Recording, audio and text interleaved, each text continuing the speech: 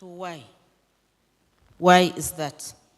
Is it that really that is not the person, or what? Remember, we talked about sacrifice. We talked about selflessness. We talked about goodwill. So, companionship, you need to be each other's companions. And when you are somebody's companion, you look after that person, both ways. You look after that person, you predict what will please that person. You predict that this person will need this or wants this, or let me do this to make him or her pleased and happy. Let me discuss, but with time, both spouses want to hide information, want to hide discussions, are not communicating. And so the gap continues to widen. I'm not saying that we must tell each other everything. I hope it's clear. But at the same time, it's also, now, we are together in the same house, but we are living two separate lives, where at all, one spouse does not want the other spouse to know what he or she is about. And that is not healthy.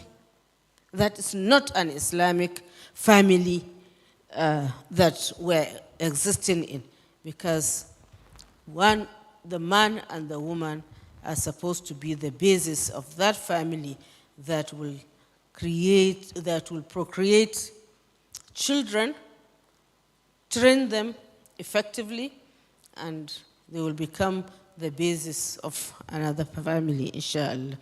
Goodwill, compassion, like I mentioned earlier, are also values that are key to the Muslim family. They are expecting the best. Ihsan is one of our principles that guide us. Compassion. You are always trying to help.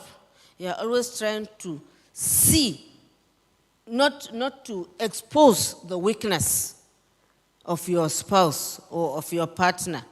When I say partner, I don't mean the partner that is used in the West now. Partner within the marriage. Yes. Trying to close any weakness, protect your spouse, and give strength, cover the spouse. So compassion is very key and important family value. Shared responsibilities, I think I've mentioned that, where both members have responsibilities and they share their responsibilities. Nowadays, the only shared responsibilities that people look at is the financial shared responsibility. I'm not saying that is wrong, but that's not the only responsibility that is shared within the household. If they share and fluidly share the responsibility such that the household is running on smooth, oiled wheels, but each member knows this is my responsibility, this is my responsibility. By the time the children come, they will also start getting their own responsibilities, because that is how they are being nurtured to be responsive citizens in the society. Respecting Allah's boundaries. Again, also nowadays, we seem to have taken those boundaries to another planet, I think. We don't respect social space. We don't respect the boundaries set. And that is why you see things happening that shouldn't happen. Boundaries have been discarded. Within the household, there are certain members of the family, of the society, even of the family, that should not cross a certain boundary. In Surah Al-Nur, the categories have been stated, right? Who will recite the ayah for us?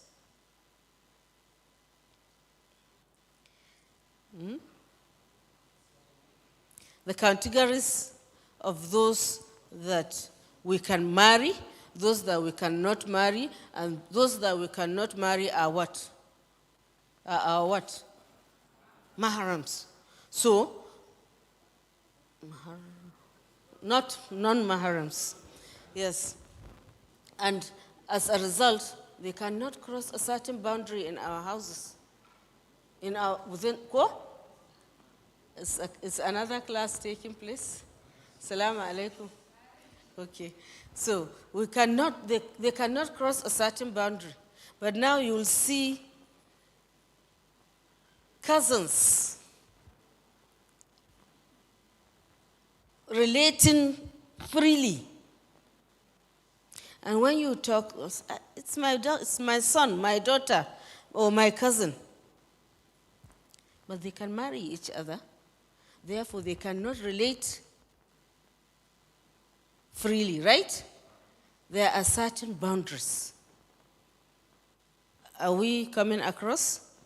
So, we need to respect, we need to delineate the boundaries that are set by Allah subhanahu wa ta'ala and maintain them.